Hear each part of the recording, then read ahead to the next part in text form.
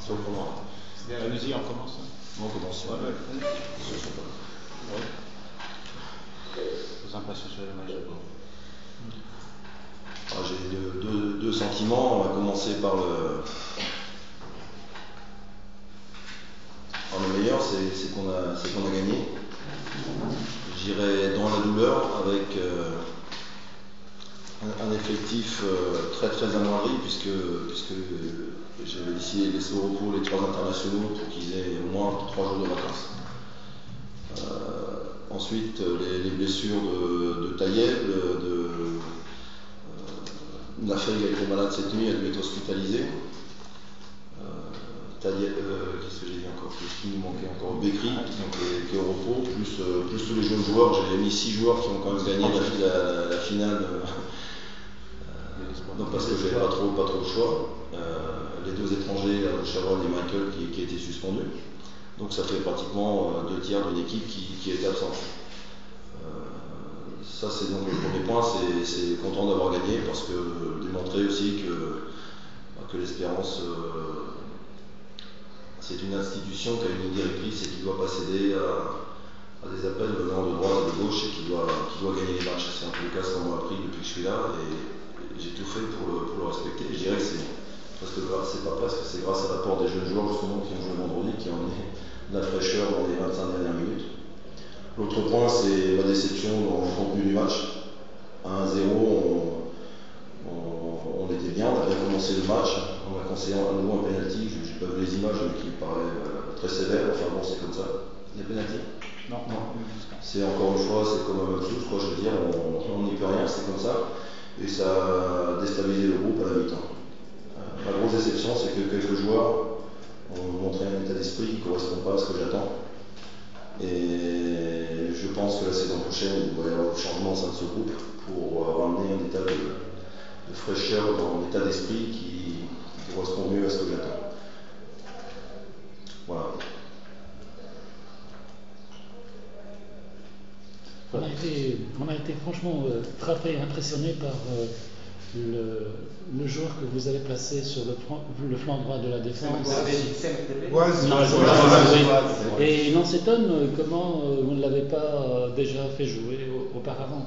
Je ne sais pas si vous avez quelque chose à dire là-dessus. Ouais, mais j'ai fait jouer Diabali. Bon, vous l'avez vu très bien. Moi, j'ai vu aussi beaucoup d'erreurs de placement en première mi-temps avec le capitaine adverse qui était toujours dans son dos. Donc, en deuxième mi-temps, il a rectifié. En première mi-temps, il avait des erreurs de placement assez flagrantes. Je pense que Boisy, c'est un joueur que je souhaite conserver dans l'effectif, qui a un état d'esprit, un très bon état d'esprit. Et voilà, tout simplement, à travers ce match, il a montré qu'il mérite de partir en stage avec nous en début de saison prochaine. Je crois que, vous savez, c'est pas toujours facile quand il y a des choix à faire. Mourad a montré en finale qu'il avait sa place comme latéral droit. Petit Diabali a démontré, et encore tout à l'heure, quand il est rentré, même si à gauche c'était moins bien, mais on a vu quand il est passé à droite qu'il a beaucoup de jus. C'est une bonne nouvelle. Sinon, à travers ce match, en tout cas, pour moi, il y a la confirmation des jeunes. Et puis confirmation pour certains anciens que peut-être ça devient difficile. Vous avez réagi après le geste de Jbala vis-à-vis de Sabri? Depuis que je suis là, il y a 2 choses qui sont passées qui m'ont très étonné. C'est qu'il y a un entraîneur qui une fois a pris un coup de tête de la part d'un joueur. Un joueur, oui. C'est cette même équipe. Un joueur de cette même équipe. C'est l'entraîneur de Béja. Mais ce que j'ai vu là, en plus, ça a été fait d'une façon très violente. Et je pense que quand on fait des gestes comme ça, je n'ai pas jugé ce monsieur que je ne connais pas, on m'a dit qu'il avait été joueur et entraîneur à l'Espérance. Je pense que quand on fait des gestes comme ça, on ne devrait pas être entraîneur. Et l'autre point que je voulais dire, c'est que je comprends leur désarroi et la déception de la descente. Mais ça la saison dernière, je suis descendu aussi comme entraîneur. Et je ne me serais jamais permis de me lâcher à faire des gestes comme ça, c'est inadmissible et ça mérite certainement une très grosse sanction. Il est temps maintenant de faire le bilan de votre passage à l'Espérance. Il est 2 mots, c'est possible.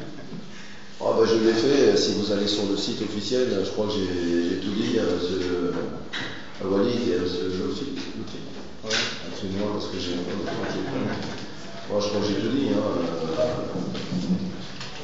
Je viens de dire là, que les points perdus en début de saison, en championnat, on n'a pas pu les rattraper.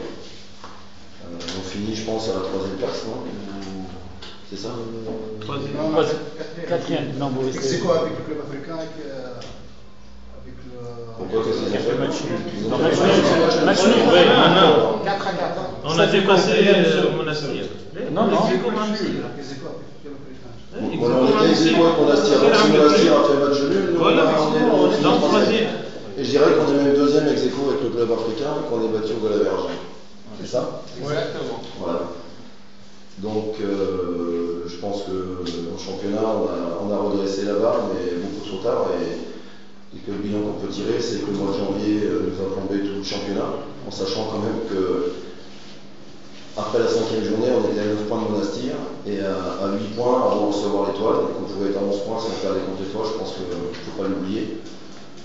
Donc voilà pour le championnat. Après, tout n'a pas été parfait, mais je pense que notre gros problème, c'est l'aspect défensif. Et quand je dis ça, c'est pas seulement pour les défenseurs, c'est l'ensemble de l'équipe. Et qu'il va falloir remédier à prendre autant de buts si on veut jouer le titre, si on veut se qualifier en Champions League. Donc la direction, c'est ce que j'ai demandé à ce niveau-là. Coupe de Tunisie, mission accomplie, donc voilà, elle a été gagnée. Et puis la Champions League, on s'est qualifié. Donc ce qui explique que je serai encore parmi vous la semaine prochaine, en principe pour une saison, mais la saison sont longues pour les entraîneurs. Donc voilà, moi je suis très content de la première partie de saison ici, en sachant que la saison prochaine, je démarrerai la saison et que là, il y aura trois challenges à jouer de la Champions League pour commencer, le 23 ou 24 je crois, déjà, ce mois-ci. Et puis championnat des groupes, parce que je me suis promené à Sidi Moussaïd le lundi après-midi et on m'a déjà demandé la coupe et le doublé, donc on n'a pas le temps de souffler. C'est ça l'espérance. Et comme je suis un peu maso, je pars une semaine en vacances et je reste en Tunisie pour qu'on me rappelle tous les jours. Coach, j'ai une petite question discrète. Comment ça se passe à l'Espérance? Est-ce que le coach propose au niveau des recrutements et le bureau directeur dispose selon les besoins de l'équipe, ou bien vous proposez seulement des postes ciblés, des recrutements ciblés selon des postes à pourvoir? Comment ça se passe? Ça se passe, il y a un état qui est fait avec d'abord avec les savoirs qui va rester, qui va partir. Et puis ensuite, suivant les départs, suivant les arrivées, moi je demande, je sais à peu près à quel poste, pas à peu près, je sais à quel poste j'ai besoin de joueurs.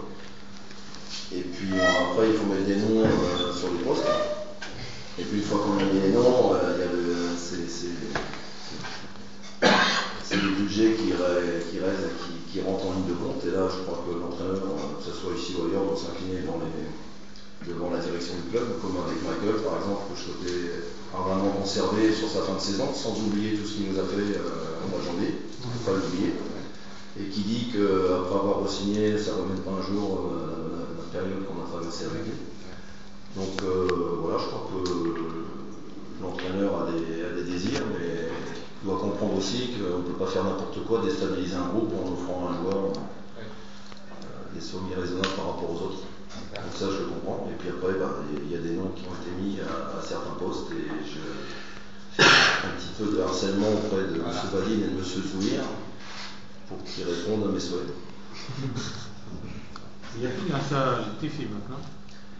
Oui, il y a un cas Tifi. Il y a un cas Tifi que moi je souhaitais conserver jusqu'à la mi-temps de ce match.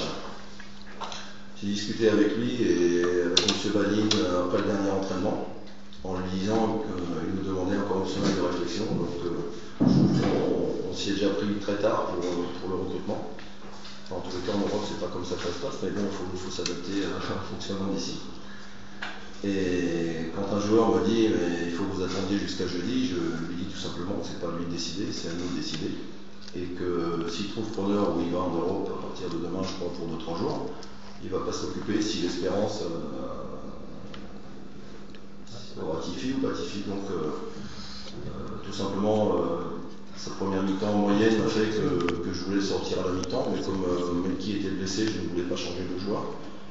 Et puis il a refusé de revenir sur le terrain de mi-temps, donc pour moi c'est clair et net. Je pense qu'il faut mettre On a refusé de revenir. Ouais, pour blessure, contre l'avis du médecin. Donc pour moi, c'est clair, le cas Tiffy est réglé. Et je l'ai dit à M. Valli. Je crois que c'est clair.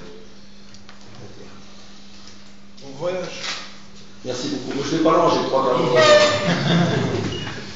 Au revoir.